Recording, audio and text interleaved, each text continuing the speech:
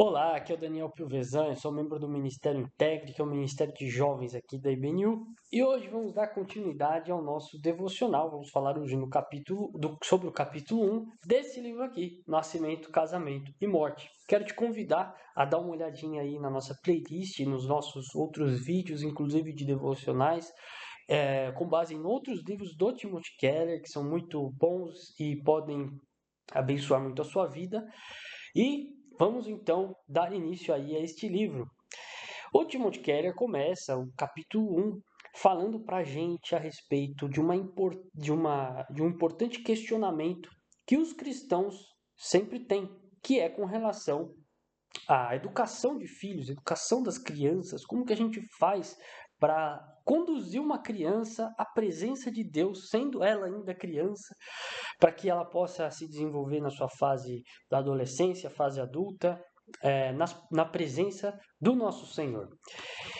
E, em primeiro lugar, antes da gente entrar propriamente nessa discussão, a gente precisa considerar o mundo que nós estamos vivendo. Que no mundo que nós vivemos, é muito comum a gente observar que algumas pessoas têm uma ideia de que ter filho é algo custoso, ou é algo que é difícil, é algo que não vale a pena.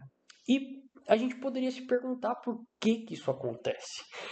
Timothy Keller ele apresenta lá no livro alguns motivos e, por exemplo, um deles, né, é que a nossa cultura atual ela valoriza excessivamente a autonomia, a realização pessoal, é, essa liberdade, esse estar livre de obrigações. Então, muitas pessoas acabam se vendo, melhor dizendo, no direito de mudar aquilo que não satisfaz a vida delas. Então, ter filho é algo complicado, porque se eu vou ter filho, eu vou ficar preso a uma criança, eu vou ficar preso àquela pessoa e eu não quero. Então, é assim que muitas vezes as pessoas acabam enxergando, e isso está impregnado na nossa cultura. Só que a gente sabe que ter filho é uma bênção de Deus. O Timothy Keller ele até apresenta ali um salmo que eu acho maravilhoso, que é o Salmo 139. Ele diz assim, para quem não se lembra, no verso 13, ele diz assim: Tu criaste o íntimo do meu ser e me teceste no ventre de minha mãe. Eu te louvo porque me fizeste de modo especial e admirável. Tuas obras são maravilhosas, disso tenho plena certeza. Meus ossos não estavam escondidos de ti quando em secreto fui formado e entretecido com as profundezas da terra. Os teus olhos viram o meu embrião.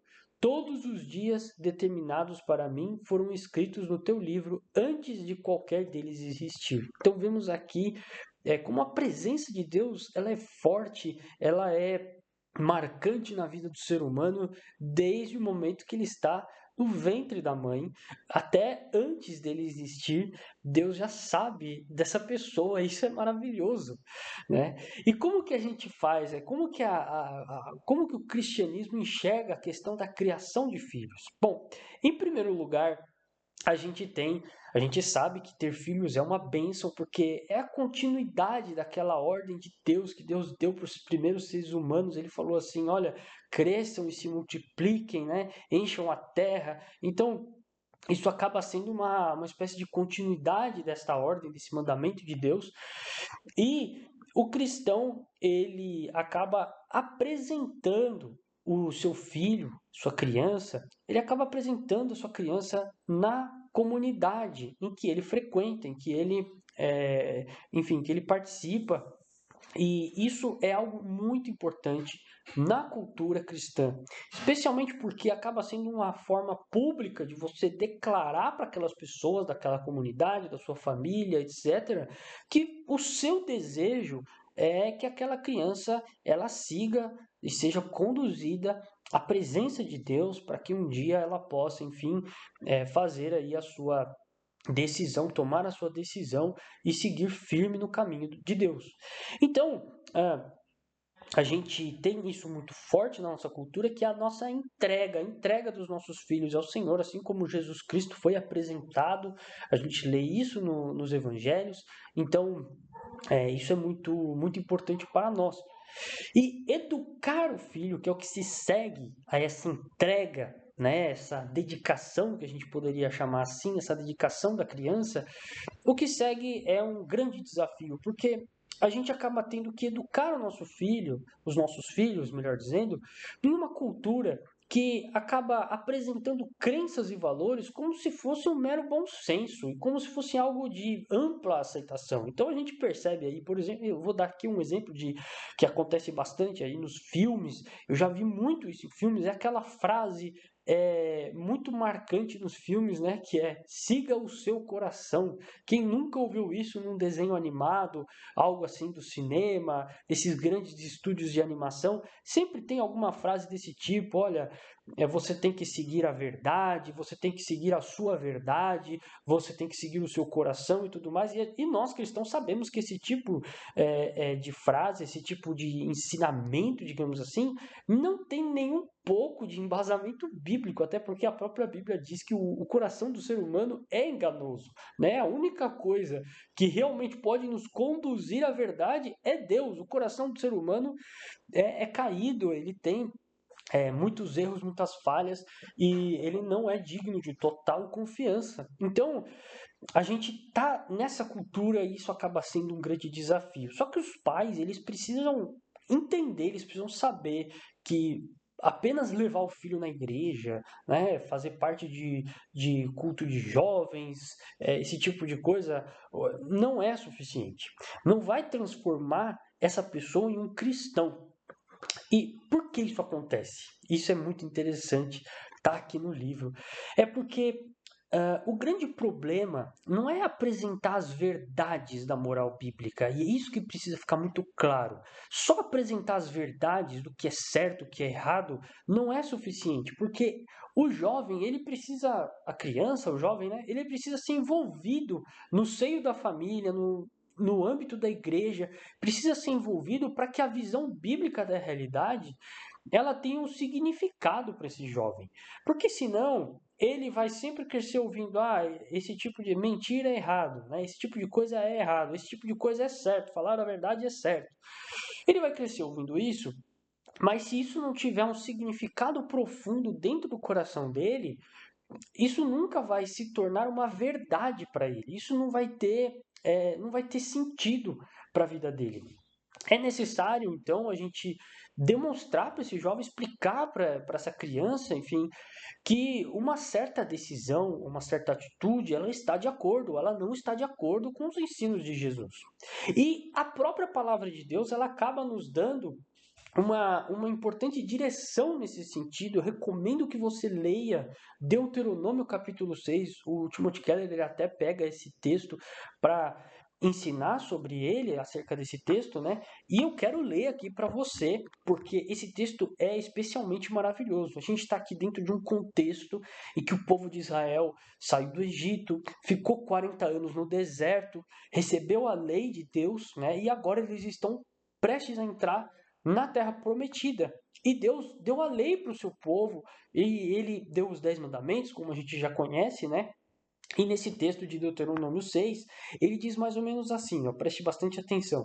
Esta é a lei, isto é, os decretos, as ordenanças que o Senhor, o seu Deus, ordenou que eu lhes ensinasse, para que vocês os cumpram na terra para a qual estão indo, para dela tomar posse. Desse modo, vocês, seus filhos e seus netos temerão o Senhor, o seu Deus, e obedecerão a todos os seus decretos e mandamentos. Então, a gente percebe que Deus coloca aqui como algo muito importante que não só aqueles que estavam entrando na terra, mas também os seus filhos e netos, ou seja, sua descendência, também tivesse contato com essa lei. Só que o texto não para por aí, porque se você acompanhar a leitura até o final do capítulo 6, você vai reparar que em alguns pontos ele menciona a importância de você fazer com que a lei e o ensinamento da Bíblia seja colocado em prática no dia a dia das crianças. Olha só, por exemplo, né, o texto no capítulo 6, no verso 7, ele diz assim: ensine-as ensine as crianças, né, com persistência a seus filhos. Ensine as leis, os mandamentos com persistência a seus filhos. Converse sobre elas quando estiver sentado em casa, quando estiver andando pelo caminho, quando se deitar e quando se levantar. Amarre-as como um sinal nos braços e prenda-as na testa. E no verso 20, ele vai dizer assim: no futuro, quando seus filhos lhes perguntarem o que significam esses preceitos, decretos, ordenanças que o Senhor, o nosso Deus, ordenou a vocês, vocês responderão: fomos escravos do faraó no Egito, mas o Senhor nos tirou de lá com mão poderosa. Então, toda a ideia do texto, toda a ideia aqui é: olha, você precisa ensinar o mandamento, você precisa ensinar o preceito que eu passei para vocês, mas ao mesmo tempo vocês também vão acompanhar isso com histórias, para que essas histórias deem significado para essas crianças, para os seus filhos, para os seus, enfim, para os seus jovens.